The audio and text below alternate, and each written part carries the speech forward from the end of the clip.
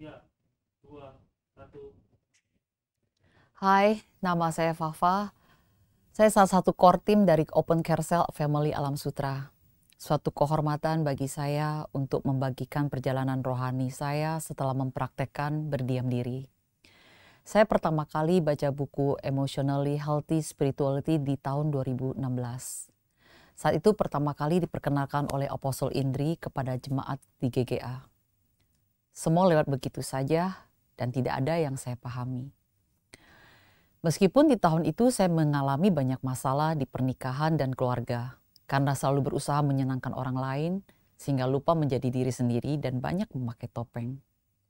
Semua hal saya kerjakan, kelihatan dari luar sangat gesit dan cepat tanggap. Pelayanan, pekerjaan, dan tugas sebagai istri, saya lakukan dengan upaya dan kekuatan sendiri. Pengaturan waktu menjadi masalah, semua jadi terburu-buru. Ketemu suami dan keluarga menjadi ala kadarnya. Yang penting saya setor muka. Oleh suami saya dikatakan rumah hanya seperti hotel atau rumah singgah.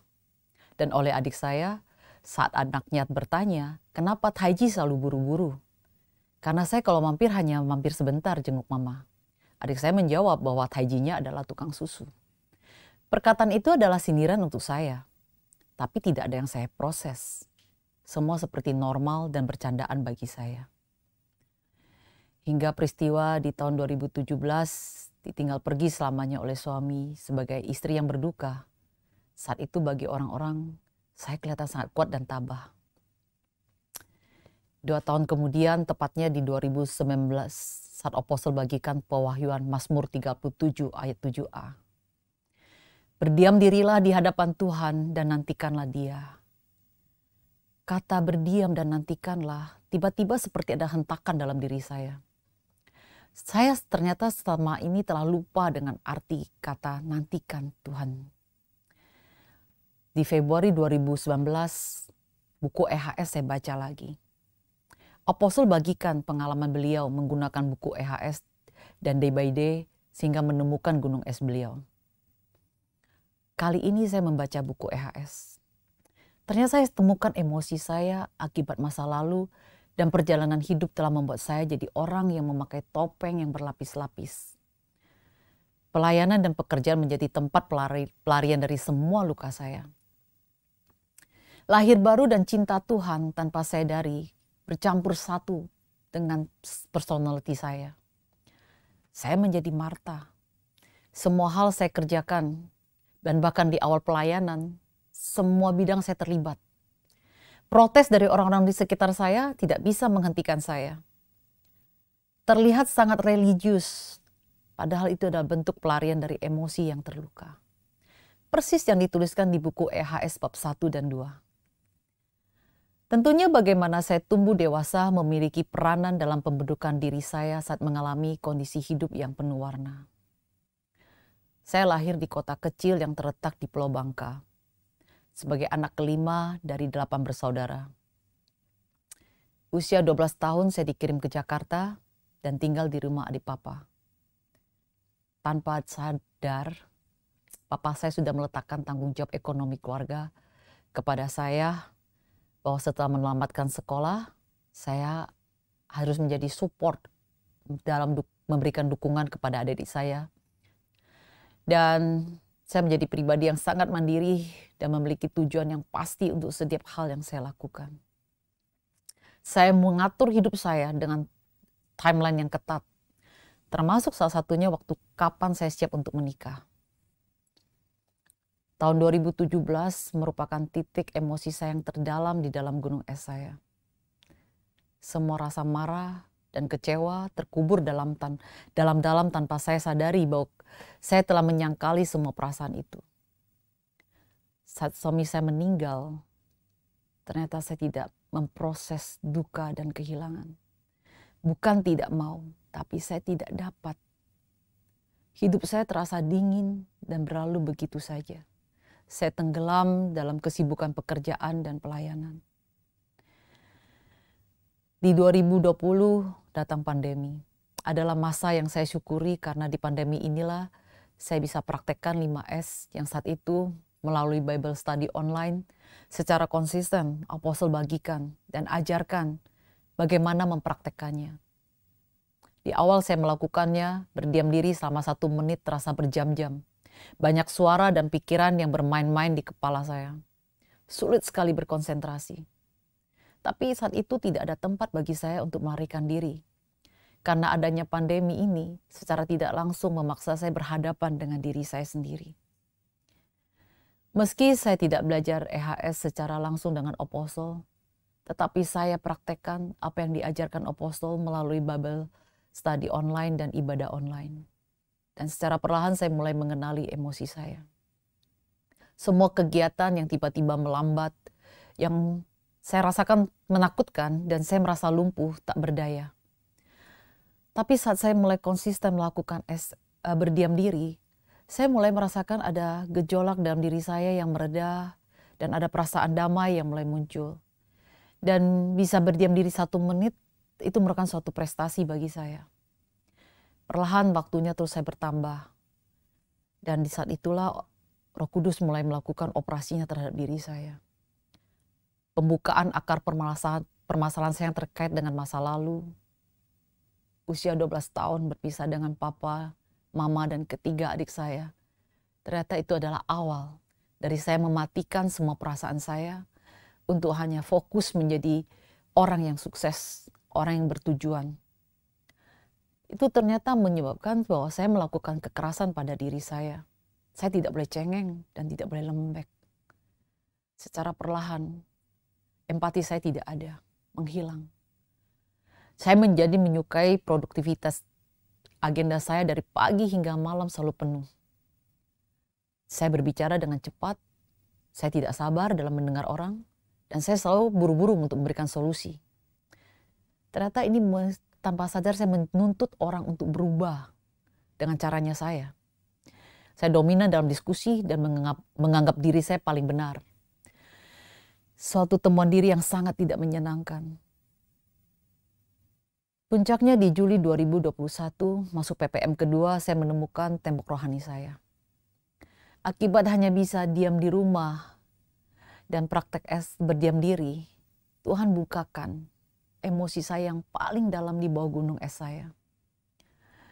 Saya baru tahu ternyata saya mengalami luka, saya alami trauma, dan saya alami takut akibat dari sebuah pengkhianatan. Dan saya menyangkali perasaan terluka itu saat peristiwa itu terjadi.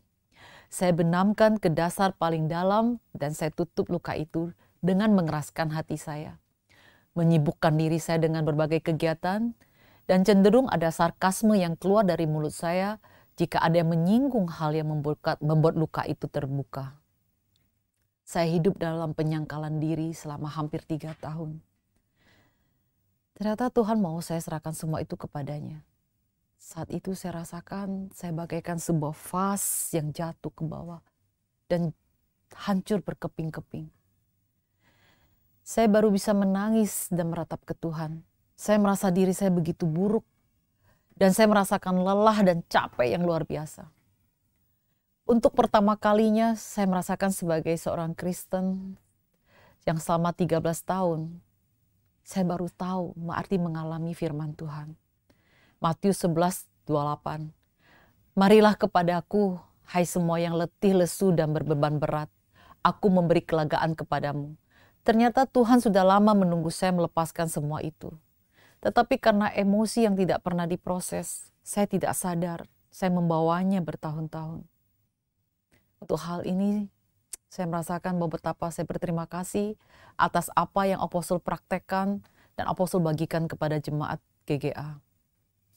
Dan sekarang saya bisa katakan saya menikmati Matius 11 ayat 29-30. Pikulah kuk yang kupasang dan belajarlah padaku, karena aku lemah lembut dan rendah hati, dan jiwamu akan mendapat ketenangan. Sebab kuk yang kupasang itu enak dan bebanku pun ringan. Dengan mengalami EHS dan lakukan day by day, berdiam diri dan selalu undang Tuhan hadir setiap hari dalam hidup saya, perubahan dalam diri saya mulai saya cicipi, mulai dari pemulihan hubungan dengan keluarga saya, terutama sibling saya, dengan keluarga Alam Sutra, khususnya dengan core team, dengan sahabat, dan dengan teman-teman yang pernah mengalami seorang Fafa yang versi lama. Tanpa saya sadari, saya telah melukai mereka dengan kesombongan rohani saya. Emosi luka yang dibalut rohani menjadi batu sandungan bagi orang terdekat saya. Dan saya bisa katakan hari ini, hidup ini adalah anugerah yang saya baru rasakan 2 tahun terakhir ini. Saya mulai menikmati diri saya dan saya semakin sadar diri saat berbicara dengan orang lain. Rem dalam diri saya sekarang cukup pakem. Saya lebih lambat berbicara, mendengar dengan tenang, dan menaruh perhatian kepada orang yang sedang menyampaikan perasaannya. Kalau memakai istilah anak muda sekarang, berbicara tidak lagi ngegas. Panca indera rohani telah mulai berfungsi normal. Dan sejak 30 Maret 2022, ritme hidup saya mulai teratur. Selalu melakukan waktu pribadi dengan Allah pagi-pagi sebelum melakukan aktivitas lain. Di tengah kesibukan saya bisa praktek bread prayer, dan firman Tuhan bukan lagi hanya direnungkan, tetapi dia dirasakan hidup di dalam hidup saya.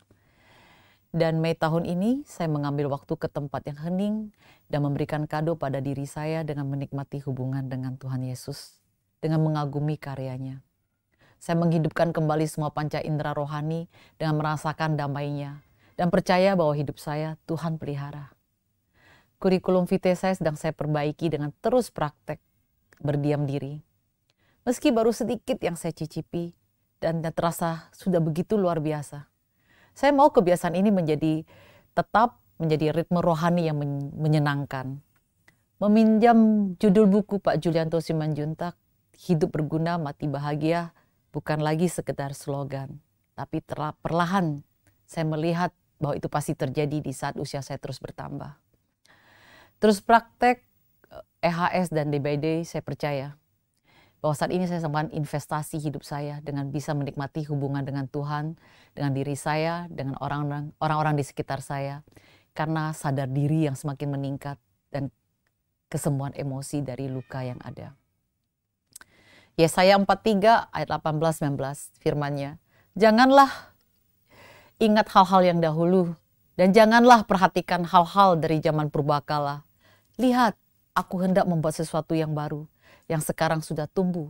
Belumkah kamu mengetahuinya? Ya, aku hendak membuat jalan di padang gurun dan sungai-sungai di padang belantara. Ya, saya bawa semua masa lalu saya kepada Tuhan. Dan sekarang saya berjalan bersama Tuhan Yesus, mengikuti cara hidup Yesus di bumi. Tuhan peduli dan tahu semua yang saya alami. Saat saya marah, sedih, kecewa, dan senang, Tuhan Yesus merasakannya. Saya menuju hidup sebagai Kristen yang normal dan sehat. Jika ini bisa saya alami, saya percaya saudara-saudara, Bapak dan Ibu sekalian juga akan mengalaminya. Terima kasih.